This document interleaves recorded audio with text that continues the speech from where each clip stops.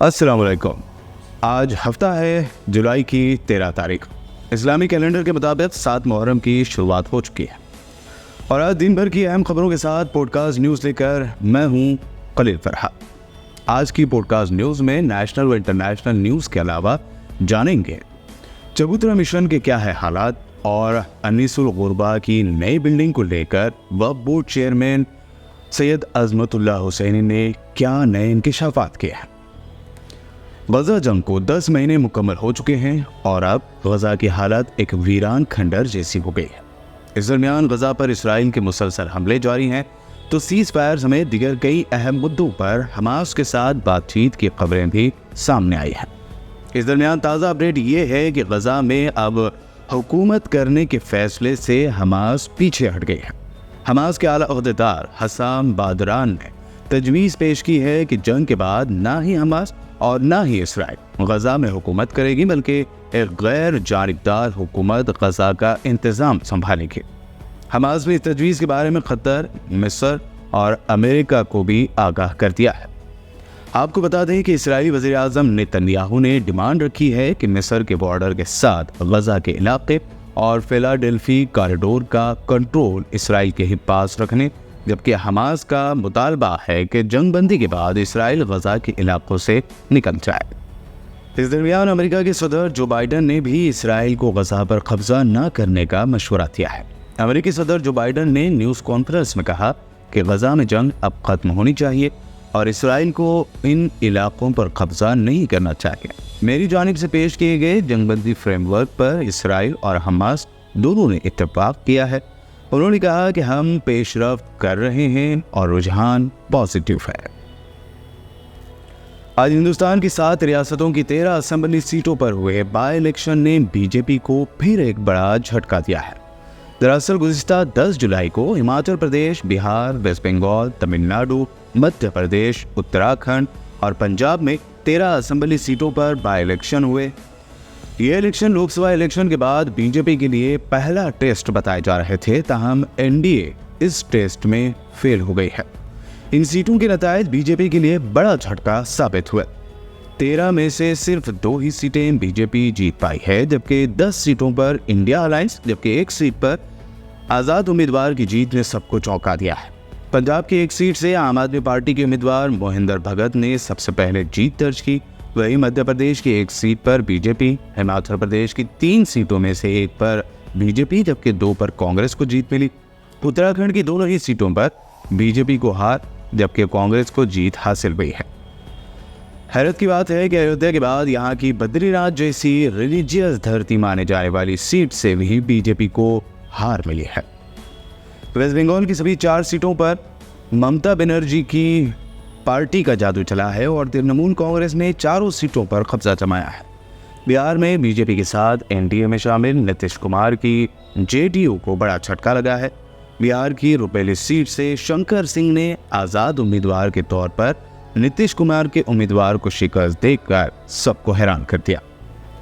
तमिलनाडु की एक सीट पर इंडिया अलायंस में शामिल डीएमके ने कब्जा जमाया है। आज के बाई इलेक्शन में बीजेपी को मिली करारी हार ने उत्तर प्रदेश के सीएम योगी आदित्यनाथ की मुश्किलें बढ़ा दी हैं। दरअसल उत्तर प्रदेश में असेंबली की 10 सीटें खाली हो रही हैं और इलेक्शन कमीशन की जानिब से इन सीटों पर कभी भी इलेक्शन का ऐलान हो सकता है। ऐसे में पहले से ही लोकसभा इलेक्शन में शर्मनाक मुजाहरे का सामना करने वाले योगी आदित्यनाथ के सामने बड़ी मुश्किल खड़ी हो गई है। लोकसभा इलेक्शन में बीजेपी को बड़ा झटका उस वक्त लगा जब उसे यूपी से 29 सीटें कम मिली हैं। अब इन 10 असेंबली सीटों के लिए योगी आदित्यनाथ ने सख्ती से मेहनत करने की कोशिश शुरू कर दी है। मीडिया रिपोर्ट्स की माने तो बीजेपी उत्तर प्रदेश में इंडिया अलायंस को हर मोर्चे पर शिकस्त देना चाहती है। इसके लिए बीजेपी के थिंक टैंक ने रोड मैप तैयार कर लिया है। इस मंसूबे में मुस्लिम अक्सरियती इलाकों की सीटें दोस्त पार्टियों को देने की तैयारी है। यानी यूपी के मुसलमानों ने यह साबित कर दिया है कि उनका वोट कितना मायने रखता है और उन्हें नज़रअंदाज करना कितनी बड़ी भूल हो सकती है। मरकज़ की मोदी सरकार ने 25 जून को आइन के कत्ल का दिन मनाने का ऐलान किया है, जिस पर सियासत तेज हो गई है। अब शिवसेना यूबीटी लीडर संजय राउत ने बड़ा दावा करते हुए कहा कि बीजेपी के पास कोई काम नहीं है, इमरजेंसी के 50 साल हो गए हैं, लोग इसे भूल चुके हैं, लेकिन कुछ लोग इसकी आड़ में मुल्क में आज भी बदअमनी फैला रहे हैं।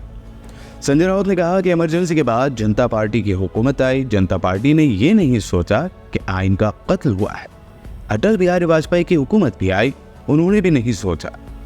संजय राउत ने दावा किया कि इमरजेंसी को सपोर्ट करने वालों में आरएसएस और बाला साहब ठाकरे भी थे।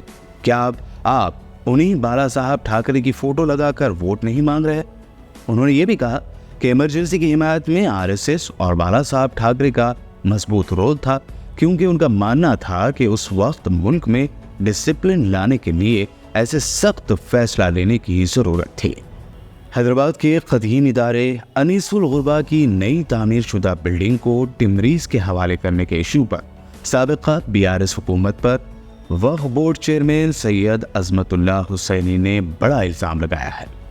उन्होंने कहा कि अनीसुल गुरबा की बिल्डिंग टिमरीज के हवाले करने का फैसला कांग्रेस का नहीं बल्कि केसीआर हुकूमत के दौर में ये किया गया था। ताहम कुछ लोग मौजूदा कांग्रेस हुकूमत और वक्फ बोर्ड को इस सिलसिले में गुमराहकुन इल्ज़ामात लगाकर बदनाम करने की साजिश कर रहे हैं। उन्होंने सनसनीखेज इंकशाफ करते हुए कहा कि बीआरएस हुकूमत के वक्फ बोर्ड चेयरमैन रहे मोहम्मद मसरूल्लाह खान ने सितंबर 2023 में ही अनीसुल गुरबा की 1,45,000 स्क्वायर फीट बिल्डिंग को ₹5 पर स्क्वायर फीट की कीमत पर टिमरीज को देने का फैसला किया था। हैदराबाद में इन दिनों बढ़ते क्राइम के केसेस को देखते हुए पहले से ही सख्त पेट्रोलिंग कर रही पुलिस ने अब तलाशी मुहिम में मजीद शिद्दत पैदा कर दी है। रात के औकात में सख्ती से गाड़ियों की चेकिंग की जा रही है। तीनों कमिश्नरेट्स लिमिट्स में पुलिस की जानिब से गाड़ियों की तलाशी का काम किया जा रहा है, जबकि मुश्तबा सरगर्मियों में मुलव्विस अफराद से पुलिस सख्ती से पूछताछ कर रही है।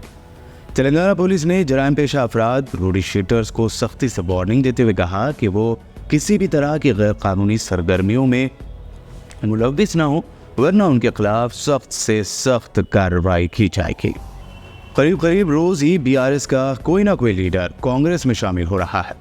कल जुमा को रात गए राजेंद्र नगर से बीआरएस एमएलए प्रकाश गौड़ ने रेवंत रेड्डी की मौजूदगी में कांग्रेस ज्वाइन की, तो आज हफ्ते को श्रीलिंगमपल्ली से बीआरएस एमएलए अरिकाबुरी गांधी भी कांग्रेस में शामिल हो गए हैं। काबिल जिक्र है कि राजेंद्र नगर एमएलए प्रकाश गौड़ टीडीपी में रहने के दौरान से ही सीएम रेवंत रेड्डी के पुराने दोस्त माने जाते हैं। ये रही आज दिन भर की अहम खबरें जो आपने पॉडकास्ट में देखी और सुनी। नए यूजर्स हमारे चैनल को सब्सक्राइब जरूर करें। मिलते हैं कल, तब तक के लिए दीजिए इजाजत। खुदा हाफिज़।